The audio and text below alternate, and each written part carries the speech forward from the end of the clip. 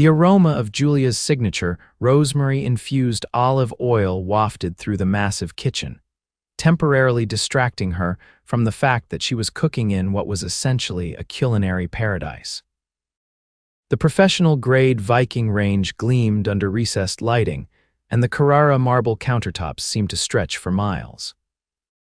This wasn't just any summer job, it was the opportunity that might finally launch her career beyond the constraints of the struggling bistro where she'd been working for the past 3 years. Julia Zimmerman adjusted the heat under her pan and glanced out the floor-to-ceiling windows that offered a breathtaking view of the Mediterranean coastline. The Villa Oceano was even more magnificent than the photos in the job listing had suggested, a sprawling modern masterpiece of glass and stone perched on a cliff overlooking the sea. The salary for 3 months as a private chef had been enough to make her question if there had been a typo in the offer letter. But here she was, on day 1, preparing lunch for her mysterious employer who, according to the household manager, would be arriving within the hour. "Mr. Ogilvy is very particular about punctuality," Mrs. Harrington, the stern-faced house manager, had explained during Julia's orientation that morning. "He expects lunch at precisely 1 p.m., not 1:01, not 12:59, 1 o'clock. Julia checked her watch, 12:30. Perfect timing for the sea base she was preparing.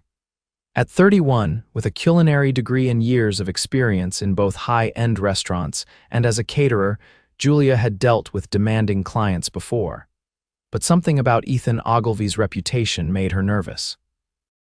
The shipping magnate was known for building a transportation empire from a single cargo vessel inherited from his father. Now, at 35, his fleet dominated international shipping lanes, and his net worth had several commas in it. The sound of helicopter blades chopping through the air interrupted her thoughts. She peered out the window to see a sleek black helicopter descending onto the helipad at the edge of the property. Her employer had arrived. Julia refocused on her cooking. The first impression needed to be perfect. She had practiced this dish dozens of times: Mediterranean sea base with a lemon caper sauce, roasted summer vegetables, and a light quinoa salad. Simple but elegant, highlighting the local ingredients as requested in her briefing. Footsteps echoed through the marble hallway, growing louder as they approached the kitchen. Julia straightened her chef's coat and adjusted her ponytail. "Something smells fantastic." The voice caught her off guard, warm and appreciative rather than the cold, clipped tone she had been expecting. Julia turned to find herself face to face with Ethan Ogilvy. The man standing before her was not the stern, older businessman she had imagined. Ethan was tall with broad shoulders, sun-kissed skin, and dark hair that looked windblown from the helicopter ride. His eyes were a striking blue-gray that reminded her of the sea during a storm. He wore a simple white linen shirt with the sleeves rolled up and tailored navy pants, casual but unmistakably expensive. "Mr. Ogilvy," Julia said, extending her hand. "I'm Julia Zimmerman, your chef for the summer." His handshake was firm but not overpowering. "Please call me Ethan. Mr. Ogilvy makes me feel like my father." His smile was genuine, crinkling the corners of his eyes. "And based on what I'm smelling, I made an excellent hiring decision." Julia felt her cheeks warm. "Lunch will be ready in exactly," she glanced at her watch, 23 minutes. "Perfect," Ethan said, leaning against the counter. "I've been in meetings since dawn. I'm starving." He seemed in no hurry to leave, instead watching her work with curious eyes. "Would you prefer to wait in the dining room?" Julia asked, suddenly self-conscious about her technique under his gaze. "Actually, I've always found kitchens more interesting than dining rooms," he replied. "Do you mind if I watch? I can pour myself a drink and stay out of your way." Julia hadn't expected this. Most of her wealthy clients preferred to be served rather than witness the behind-the-scenes process. "Not at all," she said, returning to her vegetables. "The bar is fully stocked." Ethan helped himself to sparkling water, not the alcohol she had expected, and settled onto a stool at the kitchen island. "So, Julia Zimmerman, your references were impressive. How did you get into cooking?" Julia tossed the vegetables in olive oil, salt, and herbs. "My grandmother was Italian." She believed food was love made visible. I spent every Sunday in her kitchen from the time I was tall enough to reach the counter on a step stool. Food is love, Ethan repeated thoughtfully. I like that. As Julia worked, she found herself relaxing despite her audience. She told him about culinary school, her first disastrous job under a temperamental French chef, and her dreams of eventually opening her own restaurant focusing on sustainable Mediterranean cuisine. Why haven't you? Ethan asked. Opened your own place, I mean. Julia arranged the vegetables on a roasting tray. The usual obstacles, capital mainly, location, the courage to take the leap. The first two can be solved, the third, he smiled, that has to come from within. When lunch was served precisely at 1 p.m. on the terrace overlooking the sea, Ethan took his first bite and closed his eyes. This is extraordinary, he said after a moment. Better than most restaurants I've been to, and I've eaten at quite a few with Michelin stars. Julia felt a surge of pride. Thank you, I'm glad it meets your expectations. Exceeds them, he corrected. I think this summer is going to be very interesting, Julia Zimmerman. The words sounded like more than just a casual observation, and Julia felt something flutter in her chest that had nothing to do with professional pride. Over the next 2 weeks, a routine developed at Villa Oceano. Ethan would often work from home in the mornings, taking calls in his office overlooking the sea. Julia would prepare a light breakfast and lunch, then an elaborate dinner that Ethan frequently asked her to join him for.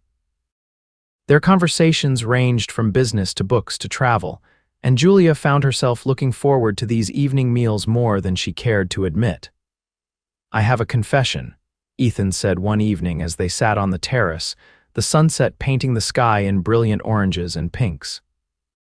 I've never learned to cook, not even the basics. Julia looked at him in disbelief. Nothing, not even scrambled eggs, Ethan laughed. I tried once in college. The fire department was called. After that, I stuck to takeout and restaurants. That's just sad, Julia said, shaking her head. Everyone should know how to make at least a few simple dishes. Is that an offer to teach me? Ethan's eyes held a challenge. Julia hesitated. Teaching her employer to cook wasn't part of her job description. It would mean spending more time together in closer proximity than their current arrangement. But the idea was appealing in a way she didn't want to examine too closely. Why not? She finally said. We could start with something basic. Tomorrow night, Ethan's smile was boyish with excitement. It's a date. The word hung between them, laden with unintended meaning. Julia quickly changed the subject, but the atmosphere had shifted, charged with a new awareness that neither of them acknowledged. The next evening, Julia set up a cooking station with 2 cutting boards side by side. She had chosen a simple pasta dish, spaghetti aglio e olio, that required few ingredients but taught fundamental techniques. First lesson, she said as Ethan joined her in the kitchen, is mise en place. It's French for everything in its place, Ethan finished. I may not cook, but I do speak French, Julia raised an eyebrow. Impressive. Any other languages I should know about? Italian, Spanish, some Mandarin. International shipping requires international communication. He rolled up his sleeves. But enough about my boring languages. Teach me to create magic like you do. Julia demonstrated how to slice garlic thinly, chop parsley, and the proper way to cook pasta. Ethan was an attentive student, his natural confidence temporarily replaced by concentration as he mimicked her movements. Like this. He asked, his hand covering hers as she demonstrated the rocking motion with the chef's knife. His touch was warm, and Julia was suddenly very aware of how close they were standing. Yes, exactly like that, she said, her voice slightly unsteady. She stepped back, creating distance. Now try on your own. The evening progressed with laughter and a few minor cooking disasters. Ethan managed to splatter olive oil across his shirt and nearly oversalted the pasta water to the point of inedibility. But by the end, they had produced a respectable version of the classic dish. I made food, Ethan said with genuine pride as they sat down to eat. Actual edible food, Julia smiled. You did, and for a first attempt it's really good. I had an excellent teacher. Ethan raised his wine glass in a toast, to new skills and the patient people who teach them. Their glasses clinked, and Julia felt that flutter in her chest again. This was dangerous territory. Ethan was her employer, temporarily her employer, and developing feelings would only complicate what was supposed to be a straightforward professional relationship. But as they talked late into the night, the line between employer and friend began to blur. The cooking lessons continued, becoming a highlight of Julia's weeks. Ethan proved to be a quick study, graduating from pasta to risotto to more complex dishes. Their time in the kitchen was filled with conversation that grew increasingly personal. "Why shipping?" Julia asked one evening as they worked side by side preparing a bouillabaisse. "Was it just because of your father?" Ethan was silent for a moment, focused on dicing an onion with the precision she had taught him. "Partly," he admitted, "but it was more than that. I've always loved the idea of connecting the world. Goods, ideas, people movement creates possibility. My father saw ships as just a way to make money. I see them as bridges between cultures." "That's beautiful," Julia said, surprised by his philosophical take on what seemed like a purely practical business. "What about you?" Ethan asked. "Is cooking just about food for you?" Julia thought about it as she stirred the saffron into the broth. "No. It's about connection too, actually. When you cook for someone, you're giving them a part of yourself. It's intimate in a way that other art forms aren't. Your creation literally becomes part of them." Their eyes met, and something unspoken passed between them. Ethan reached out and tucked a strand of hair behind her ear, his fingers lingering on her cheek. The moment was broken by the timer on the oven, and Julia stepped away quickly, her heart racing. She was falling for him, and it terrified her. 1 month into her stay, Julia received a call from her former boss at the bistro. The restaurant was closing permanently, another victim of rising rents and changing neighborhood demographics. Her plans to return to her old job in the fall evaporated. Ethan found her sitting on the beach below the villa that evening, staring out at the waves. "Mrs. Harrington said you weren't feeling well," he said, sitting beside her on the sand. "What's wrong?" Julia explained about the bistro closing. "I should be looking for another job, updating my resume. But all I can think about is how much I'll miss that place. It wasn't perfect, but it was home." Ethan was quiet for a moment. "What if you didn't have to look for another job? What if you could create exactly the restaurant you've always wanted?" Julia gave him a sad smile. "That's a nice dream, but reality requires capital. Remember, I'm being serious." Ethan's expression was earnest. "I've been thinking about diversifying my investments. A restaurant with the right concept, the right chef, it could be a sound business decision." Julia stared at him. "Are you offering to invest in a restaurant for me?" "With you," Ethan corrected. "I'd be the silent partner, you'd have creative control." "Why would you do that?" Julia asked, suspicious of his motives. Ethan looked out at the sea. "Because I believe in you. And because I've never enjoyed meals as much as I have since you came here." He turned to face her. "It's not just about the food, Julia." The admission hung in the air between them. Julia felt a surge of conflicting emotions: hope, fear, desire, caution. "I can't accept that kind of offer," she said finally. "It's too much, and it blurs lines that shouldn't be blurred." "What lines?" Ethan asked softly. "You're my employer." "Is that all I am to you?" Julia couldn't bring herself to answer truthfully. "It's all you should be." Ethan's expression was unreadable in the fading light. "I respect your decision," he said after a long pause, "but the offer stands regardless of anything else that might or might not be between us." He stood and walked back toward the villa, leaving Julia alone with her thoughts and the sound of the waves. The following days were awkward. Julia maintained a professional demeanor, and Ethan respected her boundaries, taking more meals in his office and scheduling business trips that kept him away from the villa. The cooking lessons stopped. Julia tried to convince herself it was for the best. In less than 2 months, her contract would end, and she would return to her real life, a life that now had no clear direction without her job at the bistro. She told herself that Ethan's offer had been impulsive, perhaps even inappropriate. She was just the summer chef, a temporary fixture in his luxurious life, but her heart wasn't listening to her rational arguments. One evening, as Julia was experimenting with a new dessert recipe, Mrs. Harrington entered the kitchen with an envelope. "Mr. Ogilvy asked me to give you this," she said, placing it on the counter. "He's been called away on urgent business in Singapore. He'll be gone for at least a week." Julia waited until the house manager left before opening the envelope.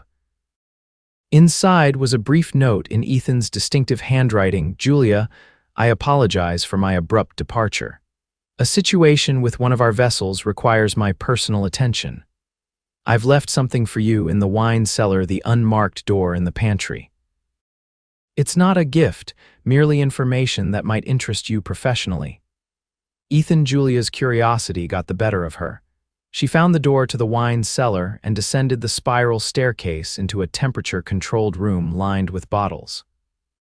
On a table in the center sat a manila folder with her name on it. Inside were detailed business plans for a restaurant, financial projections, potential locations, even preliminary architectural drawings. The concept was exactly what she had described to Ethan during their conversations: a sustainable Mediterranean restaurant with an open kitchen and a rooftop garden. The name on the mock-up logo was Non-Nas, a tribute to her grandmother. Attached was another note: "This isn't pressure. It's possibility. These are just ideas. You would have final say on everything. Think about it. Dreams deserve the chance to become reality." Julia sat on a stool in the wine cellar, emotions overwhelming her. The amount of thought Ethan had put into this, the way he had listened to every detail she had shared about her vision, it wasn't just about money for him. He genuinely believed in her, and she had pushed him away. The week of Ethan's absence gave Julia time to think. She reviewed the business plans carefully, making notes and revisions. The more she examined the proposal, the more she realized how viable it actually was. Ethan hadn't been making an empty gesture. He had put together a solid business plan that could work. But accepting would mean continuing a connection with Ethan, and Julia was no longer sure she could maintain professional boundaries. The truth she had been avoiding was simple. She was falling in love with him. When Ethan returned from Singapore, he looked exhausted. Julia was preparing dinner when he walked into the kitchen, his tie loosened and dark circles under his eyes. "You're back," she said, stating the obvious. "Just got in." He ran a hand through his hair. The situation was complicated. "I found the folder," Julia said, deciding to address it directly. In the wine cellar, Ethan's expression was cautious. "And it's incredible, thorough, thoughtful." She took a deep breath. "But I still can't accept it." Disappointment flickered across his face before he masked it. "May I ask why?" Julia put down her knife and faced him fully. "Because I need to know if this is just about business for you or if there's more to it." "Would it matter?" Ethan asked softly. "It would change everything." The kitchen was silent except for the gentle simmer of the sauce on the stove. Ethan moved closer, his eyes never leaving hers. "Julia," he said, his voice low, "nothing about this is just business for me. From the moment you served me that first meal, something changed. It wasn't just the food, it was you, your passion, your dedication, your way of seeing the world through flavors and connections." He took her hand, and this time she didn't pull away. "I've built ships that cross oceans," he continued, "but I've never built a life with someone who matters.